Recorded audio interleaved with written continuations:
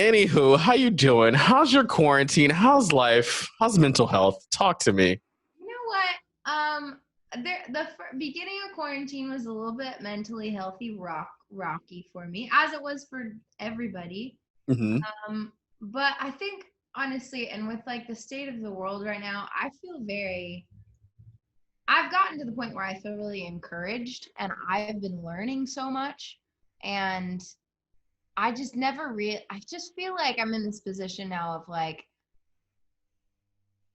I'm excited about the future because I've never seen so many people do the right thing in my lifetime.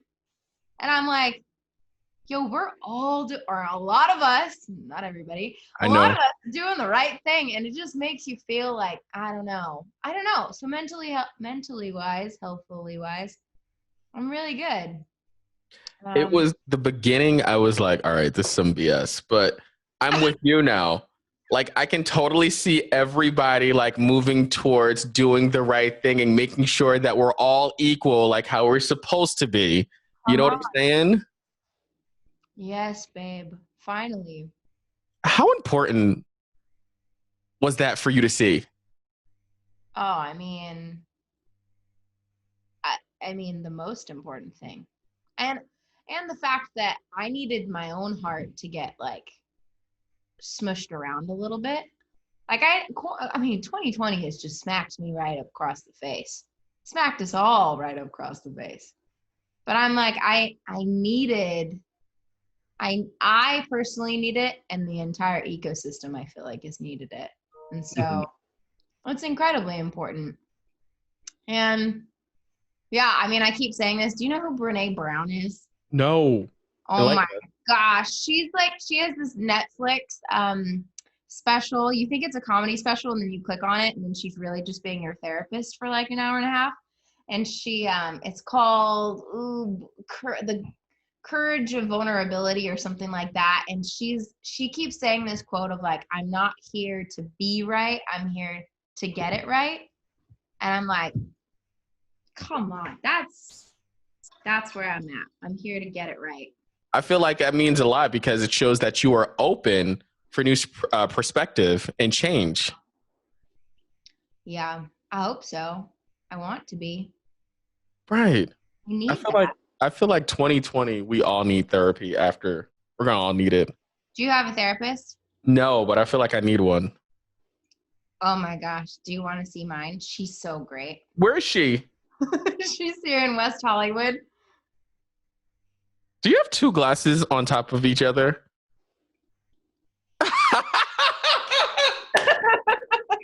No, I would never. Yeah. No, not to say that it's bad or anything like that. That is so creative. They just look better. I'll give you. They look better together. Just not as much of a vibe, right? Mm-hmm. It's okay. Right. But and you got to layer them accordingly. Game over. Guys, why do I feel like I just met my new best friend? Do you want to go hiking on Saturday? Yeah. Social distance with a face mask until it gets too hot and then I have to take it off so I can breathe. Oh my gosh. I know, but if you're on a hike and you're outside and we're far apart, we could have them like chilling here, right? Until somebody like passed by or something like that. I don't know. We don't know the guidelines. I want to talk about moral of the story. First of all, I think it's so huge that you were able to get Niall Horan on the song. And second of all, I think your voices complement each other. Thank you. You're welcome. High five. Skirt. Um, I feel the same. I think I initially when I knew he was gonna send his vocals over and he was gonna test it out, I was like really nervous that he was going to not sound good on the record. I mean, I already knew he's beautiful, he's so talented. I knew he was gonna do a good job, but you never know until you hear it. Mm-hmm. Um, but yeah, I mean, I feel like it's crazy that we haven't actually met in person yet because You haven't? it sounds like we have been homies for a long time. It sounds like you guys did it together in the song. Yeah, but that would be unsafe. We didn't. I promise. Now I sound like I'm lying. Who made, like, did you reach out? Did you slide into the DMs? Who like made that happen? I wish. I feel like that's a better story. It was I like, mean, let's make one up as you know what's funny? We should make up a story right now to see if like people use it. will you make it up? Or So, like, say I told you like offline and you're like, all right, are you cool with that? yeah, let's do it. Because I will definitely. So you were telling me that you slid into Niall Horan's DMs and he said that he would love to be on this song with you and a and more songs from the for the EP too. Yeah, he's just like, I'm your biggest fan. I haven't like told you, but I think you're crazy talented, and like is there anything I could be a part of? Like literally just a cameo on any song. And I was like, man, I don't know, like okay, maybe you could try. I love that story. We should go with that and see if like anybody picks it up. There will be a lot of his fans. We're just having fun. We're just having fun. Also, I feel like moral of the story, it gives me hopeless romantic vibes. Am I right? That's my takeaway. No? Yeah, I mean, it's definitely got that like screwed up Disney song vibe. It's like a Disney song for adults. But I mean, yeah, I think it's hopeless romantic in the way of like, my relationship fell apart, but like still looking at it sort of with rose-colored glasses, it was like good for me in the end. Can I tell you what spoke to my soul? Yeah. Some mistakes get made. That's all right. That's okay. But when you're in love, when you think you're in love, but you're really are in pain. I was like, God, spoke to my soul. I know I butchered it a little bit, but it spoke like, geez, were you trying to like I was pull at coming hearts? you directly. Cause I was like, man, you really do like when you're in love, you think it's so interesting how you will stay in a situation when you think you're in love, but in reality, you're just hurt. Oh, yeah. I mean, I was in a marriage that I shouldn't have been in. Wait, And really? yeah. At what age did you get married? Did you not know that? No. Oh, I'll tell you about it. I'll tell you Okay. about it. Well, I got married at 23. Okay.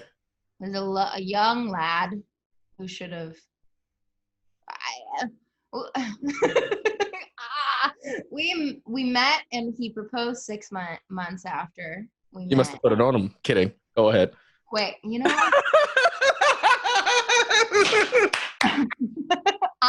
I'm a snack.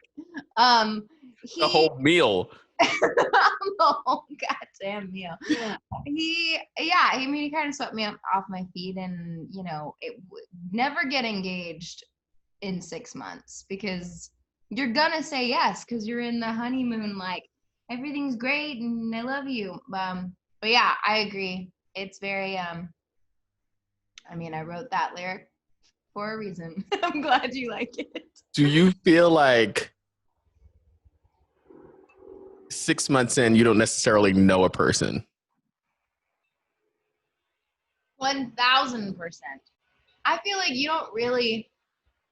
I mean, like, there's like the hippie woo woo that I'm kind of into of the like souls connect and you like get each other, Mm-hmm. like past life shit. But I mean, honestly, I think 2 years. I think there's been like a scientific study. Like, you got to do like 2 years before you really, really, really know someone.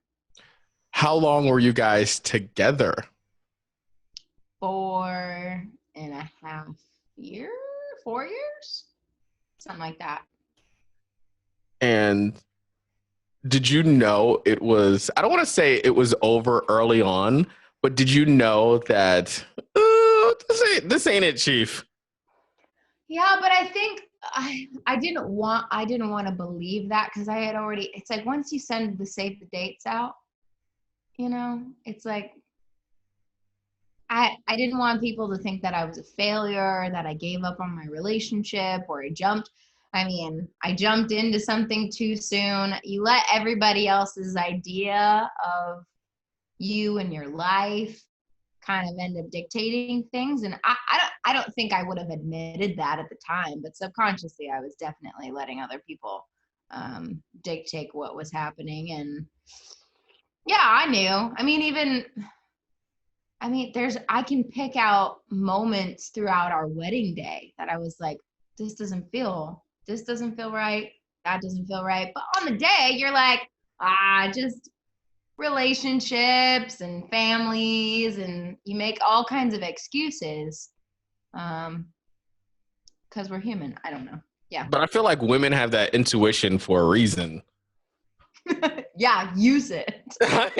But a lot of people like will bypass it. And I totally get how you feel like on your wedding day, the last thing you want to do is get everybody there and just be like, all right, well, this is not happening because my gut's saying no.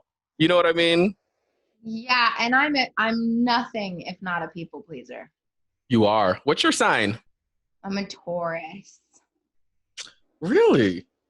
Are Taurus not usually people pleasers? I feel like no. What are you? I'm a Pisces. Wait, why? You know Pisces? Yeah. Yeah. No, I love Pisces. You guys are spicy. And we're moody, spicy, needy, emotionally, like, you know, the one thing that I love about Pisces is that we can see through people that other people like. And I'll be like, you know, this person on some BS. And they'll be like, no, he's fine. And then 10 months down the line, it's like, called it. Yeah. I do that with my friends all the time. I'll be like, this ain't gonna last. You should have had me around. I would have called it for you. I know. Yeah, that's such a tricky thing too, though, you know, because if you get involved in someone else's relationship and it's your friend and they're like, well, now I don't want to, now we're not as close because you got involved. Yeah, you know, it's so, I don't I had know. this one friend who was dating this girl who was just like the worst, like swindled him out of $600. I'll tell you why the air, but swindled him out of $600 throughout, like, not throughout the relationship, but at the end of the relationship. And I was like, see, I told you she was no good. And I called it early on. He didn't want to listen. It like ruined our friendship. And then he recently came back. Yeah. Well, they're done now. Yes. Okay. See, at the end of it, you're like, oh, I guess you have to trust. You're like, okay, this will probably end. So I'm going to tell you what I really feel and make sure you know that I'm here for you. And then know that they're going to be like pissed for a while until they realize you were right. But they always come back. And he was like, you were right. They always come back to a Pisces. You always return. They always come back because we swim upstream. A little fishy. Ashe, what else do you have going on before we jump off? Well, I'm finishing up my first album. Nice. Which is really exciting and kind of tricky with quarantine, but we're figuring it out. We're in that really sweet spot of like, we've got a lot of songs we love. We as in I am writing the album. If you want to give me a writer's credit, I'll take it. Come on down, Pisces. And we're in that sweet spot of like, we're able to like take time to beat maybe what we have, some of what we have. So yeah, just enjoying that process, enjoying this moment with Niall, you know. I feel like as artists, we have a tendency not to enjoy like the release time, the release era of a song, because we get so like caught up in what else is coming out. But then you're like, when you release the next thing, you're already thinking of the next. I'm like, I don't want to be that kind of artist. I want to really soak up what's happening now. So yeah, I'm FaceTiming with Niall a lot. Enjoying. I mean, that's not a bad thing. Yeah. Yeah. Do you have a little bit of anxiety like before you put out music? Are you okay? I guess so. Well, I think most of us do. I think it helps when you like what you write. where you like, you're like proud of the record you're putting out. Hmm. I don't think that's a luxury that all artists have. I think a lot of us doubt ourselves constantly, which is true. But I've gotten better at believing in what I'm writing, which has helped. Can you listen to Moral of the Story, right? And like it's playing on the radio right now. Will you pick it apart or will you enjoy it? That's a really good question. I mean, I think the fact that I have to think about it means I'm two minds about it. Mm-hmm. It probably depends on the day, honestly. If I'm like just got out of a writing session, I might rethink some of it. But typically, I would just hear it and maybe tear up or get excited, or it's just so cool. I mean, it's such a crazy thing to hear something so like vulnerable and about your life on the radio. It's the coolest. That's the coolest thing ever. Ashe, I feel like we formed such a great friendship Hey Jay, already. I know this has been so nice. We do it again sometime with some White Claws. Yes. And then we can pour them out and drink something else. Perfect. I'll just bring some beers just in case. Or some rosé or something like that. Listen, we'll make it work. I'm drinking a protein shake right now. Well, it is kind of early. I think I'm a little early to the jump today. Time doesn't matter in quarantine. You can drink any time to get through it. Oh, well, you're lovely. Thanks for hanging out with me. When this is over, promise that you'll come to the radio station. Oh, yeah, if you'll have me, I'm there. I will. I would love, I will. Oh. We'll make it happen. Listen, it's no biggie. Just pull up. Bring a 10-piece when you come. Do you think it's going to happen sooner than later? What's it like right now? What's the landscape? I think it's going to happen. Probably not. I feel like we're not going to have people up for the next year. Dang. Wow. That's so crazy. Well, all right. So I'll see you in 2021. Hopefully it's better than 2020.